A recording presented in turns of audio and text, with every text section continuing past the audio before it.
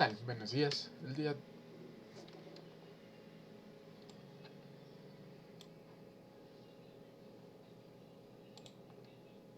Buenos días. El día de hoy vamos a ver qué son las biomoléculas. Sin más, vamos a empezar con esto. Primero que nada, para saber qué son las biomoléculas, debemos empezar por definir los bioelementos. Los bioelementos son los elementos más abundantes en el organismo humano. La mayoría de ellos son carbono, hidrógeno, oxígeno, nitrógeno, fósforo, azufre. Son los más abundantes dentro de nuestro cuerpo. Pero el 99% está compuesto por los bioelementos primarios, que son los mayoritarios en la materia viva. Carbono, hidrógeno, oxígeno y nitrógeno. Estamos hablando del famoso CHON. Posteriormente llegan los bioelementos secundarios y forman parte de los seres vivos, es decir, de 4.5%. Y van a desempeñar funciones vitales: calcio, fósforo, potasio y azufre. ¿De qué moléculas estamos hablando? En el óxido de calcio en los huesos, del ATP en el adenosintrifosfato para la obtención de energía, ¿sí? Y algunos otros más. Sales necesarias para ver intercambios celulares, ¿sí? También podemos encontrar a los oligoelementos, los cuales se encuentran en un 0.5%. Y pueden ser el hierro, el magnesio, el cobre, el zinc, flúor, yodo, boro, silicio, vanadio. ¿Sí? Y son indispensables para un desarrollo del organismo. ¿Sí? Entonces, estos tres niveles de bioelementos son los que van a poner en cuenta las biomoléculas, los que van a formar estas biomoléculas. Y se llaman biomoléculas porque intervienen en la estructura, funcionamiento de todo organismo vivo. Cuando comen, cuando forman tejidos, ¿sí? Y se denominan a las biomoléculas como los lípidos, los polisacáridos, proteínas o ácidos grasos. Algunos monómeros como los monosacáridos, aminoácidos y nucleótidos. Todos ellos van a intervenir en el proceso metabólico. Los aminoácidos son las sustancias básicas de todas las proteínas. Es decir, las proteínas están formadas por aminoácidos. Existen 20 aminoácidos básicos y están presentes en todos los seres vivos. El cuerpo humano va a sintetizar 10 de ellos a partir de carbohidratos y lípidos para satisfacer las necesidades de nuestro organismo. Los 10 restantes los ingerimos en el alimento. Los aminoácidos se van a entrelazar unos con otros para formar proteínas en un enlace peptídico que se obtiene de la reacción condensada entre el grupo carboxilo y el grupo amino, es decir, estos dos grupos. Las proteínas son sustancias complejas formadas principalmente por carbono e hidrógeno.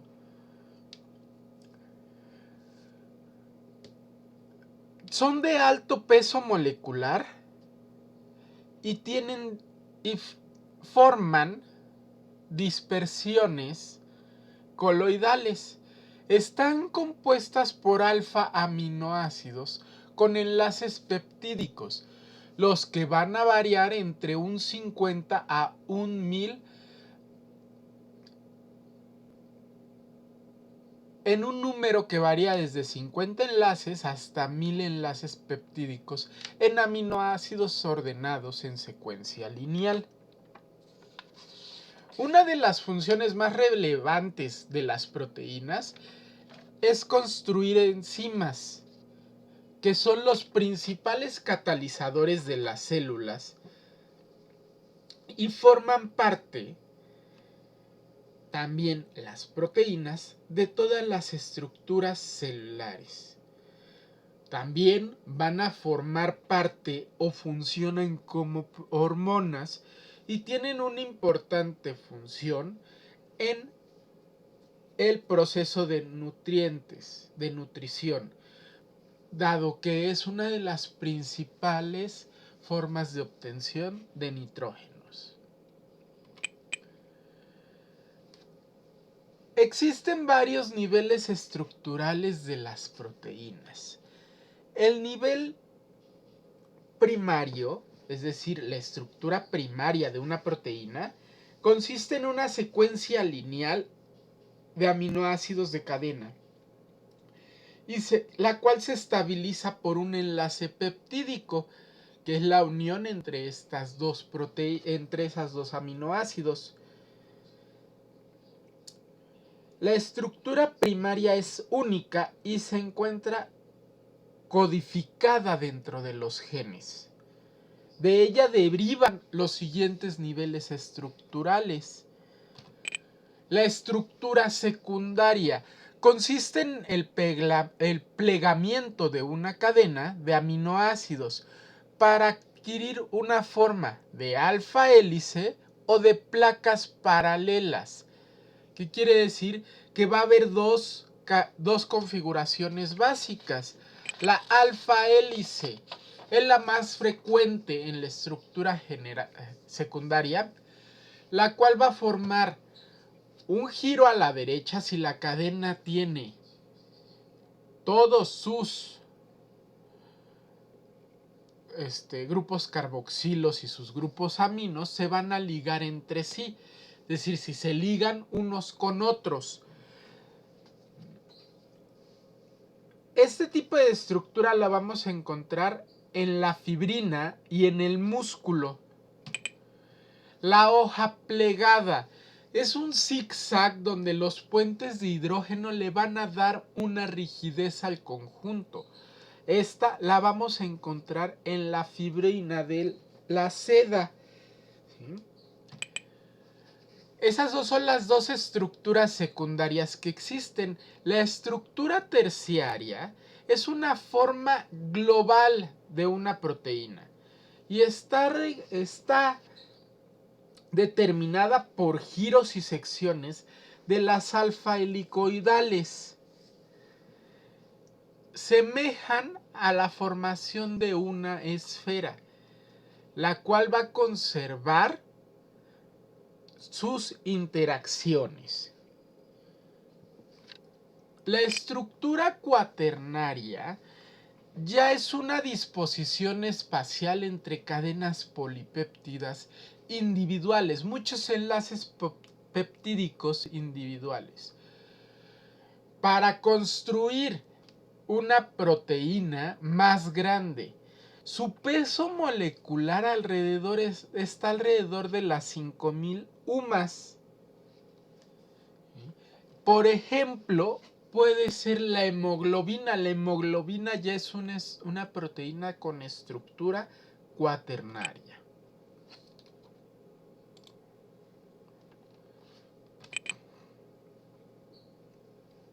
¿Cómo podemos clasificar a las proteínas? Las podemos clasificar por diversos criterios.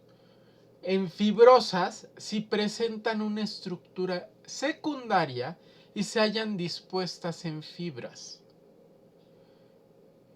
por un eje. Estas tienen la característica de que son insolubles en agua y son muy resistentes. Globulares están constituidas por cadenas plegadas que resultan en la forma esférica. Son solubles en agua y tienen un papel dinámico en el organismo.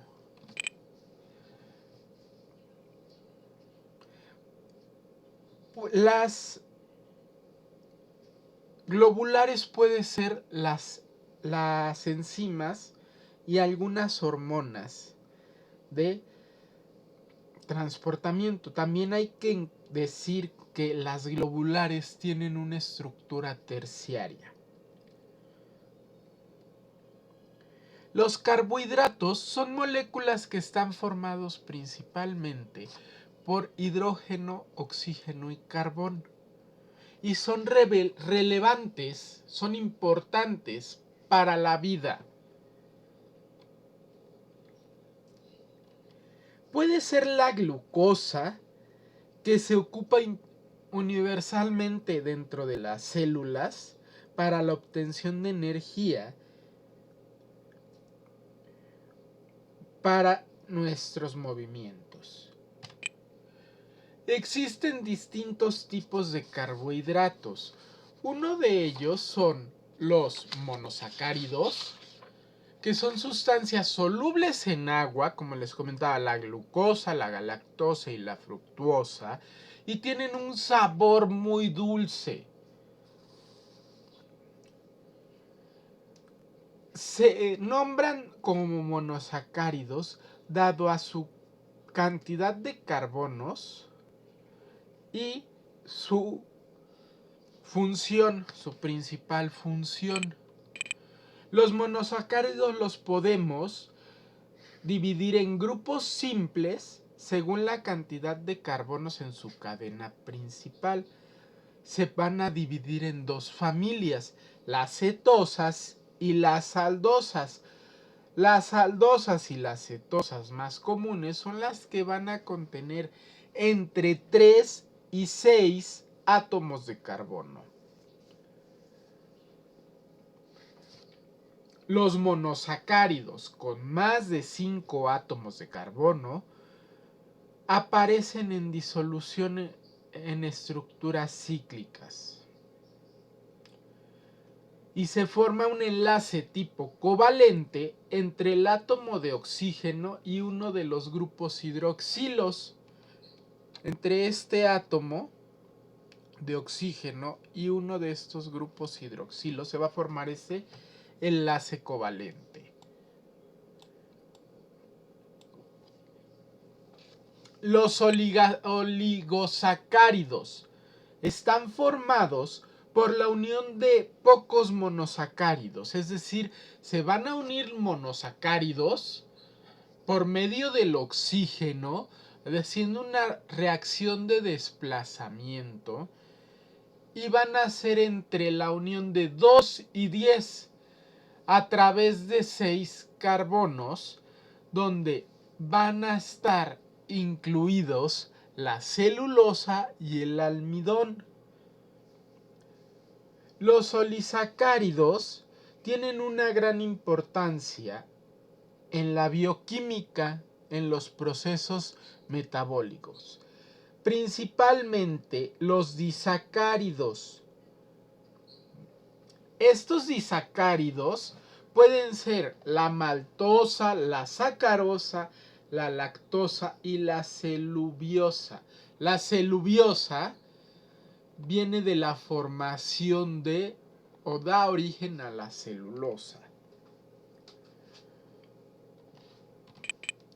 Polisacáridos, cuando una gran cantidad de monosacáridos se unen a través de un enlace glucídico, se van a formar grandes moléculas, las cuales van a ser semejantes a una red de polímero. Dentro de sus funciones de estas macromoléculas está la de almacenar energía. Los polisacáridos almacenan energía y son importantes componentes estructurales como la murina o la quitina.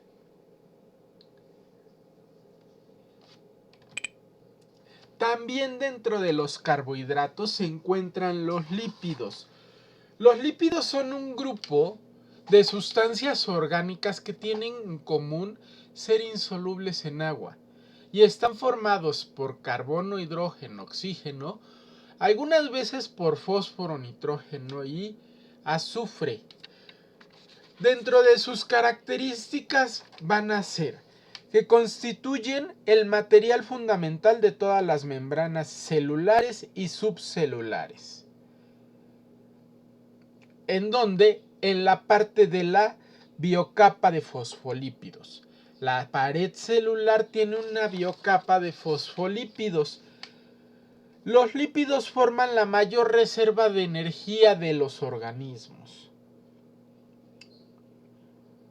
Las grasas o lípidos van a funcionar también así a su vez como un aislante térmico para proteger del frío al organismo. Los lípidos también funcionan como hormonas de gran relevancia para la fisiología animal. Pueden ser estas hormonas la prostaglandina o mensajeros, y también van a formar parte de las vitaminas. La A, la B, la E y la K son lípidos asociados. A su vez, tienen una función nutricional. Figuran entre un 30% de nuestra dieta y son la fuente de ácidos grasos indispensables. Los lípidos los podemos clasificar en ácidos grasos. Los ácidos grasos son ácidos monocarboxílicos, es decir, solo tienen un grupo carboxílico de una cadena muy grande. De estos van a existir alrededor de 20 ácidos con una cadena entre 4 carbonos y 24. Los más comunes son entre los que tienen 16 a 18 átomos. La cadena de carbonos puede ser simple o saturada, es decir, que puede tener de 1 a 4 dobles enlaces carbono-carbono. La insaturación de estos ácidos grasos va a tener repercusiones en sus propiedades, puesto que los ácidos insaturados, es decir, que contengan más dobles enlaces, carbono-carbono, van a tener un punto de fusión más bajo que los ácidos con enlaces sencillos. Otra de las clasificaciones de los lípidos pueden ser los acigliceroles, que son una forma de esteroides formados entre un glicerol y 2 o 3 ácidos grasos, recibiendo el nombre de monogliceroides o digliceroides. También son llamadas ácidos grasos neutros o grasas neutras. Los triglicéridos son los lípidos más abundantes en el organismo vivo y están formados por un glicerol esterificado con 3 ácidos grasos. Las ceras o parafinas están presentes en la mayoría de las plantas, en las células vegetales, pero también están presentes en algunos animales marinos. Van a servir como protección y en funciones especiales, y están formadas por un ácido graso y una cadena larga de carbonos. Por último, dentro de nuestras macromoléculas se encuentran las más importantes, los ácidos nucleicos. Estos ácidos nucleicos son macromoléculas que resultan de la polimerización lineal de nucleótidos y monómeros complejos. Los nucleótidos son considerados como monómeros complejos porque están formados por 3 partes químicas: fosfato, una pentosa y una base. ¿Sí? Estas bases nitrogenadas vamos a llamarlas como citosina, guanina, adenina, uracilo. ¿Sí?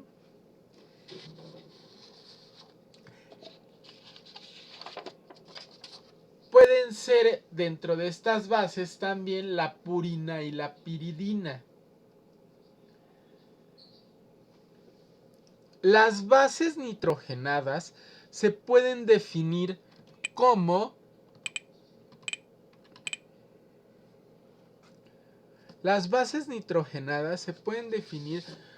anillos formados por átomos de carbón, nitrógeno e hidrógeno. Vamos a encontrar dos tipos: la puridina, que deriva de la reacción de sustitución de la purina, y las piridínicas, que van a derivar de la reacción que sufre la piridina. Los nucleótidos también desempeñan una variedad de funciones. Son componentes estructurales y de cofactores enzimáticos, de enzimas, y van a poder ser intermediarios en procesos metabólicos de transferencia de energía. Los polinucleótidos más importantes son el ADN y el ARN, donde el ADN es una molécula de gran peso molecular y se encuentra principalmente en el núcleo de las células, guardando todo el material genético.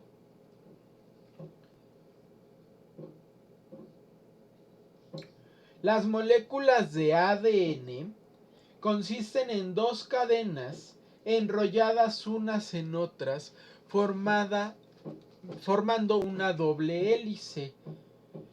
Ambas cadenas se van a mantener unidas por la atracción de las bases. Estas interacciones son del tipo de dispersión y también pueden encontrarse puentes de hidrógeno. Se establecen entre bases adenina, tiamina, citosina, guanina. El ARN está estructuralmente formado por una cadena simple, la cual puede ser lineal o adoptar formas particulares. Existen tres tipos de ADN. El ribosómico forma parte de los ribosomas, sitio y sirve para la síntesis de las proteínas. El ARN mensajero se encuentra encargado de decir qué secuencia de aminoácidos integrarán la proteína para sintetizar. Y el ARN de transferencia presenta una estructura denominada hoja trébol con zonas plegadas. Su función es la de transportar aminoácidos para su acople en una futura síntesis de proteínas. Con esto damos por terminado este tema de biomoléculas. Si tienen alguna duda o pregunta, háganmela saber. Quedo al pendiente de sus comentarios y nos vemos próximamente.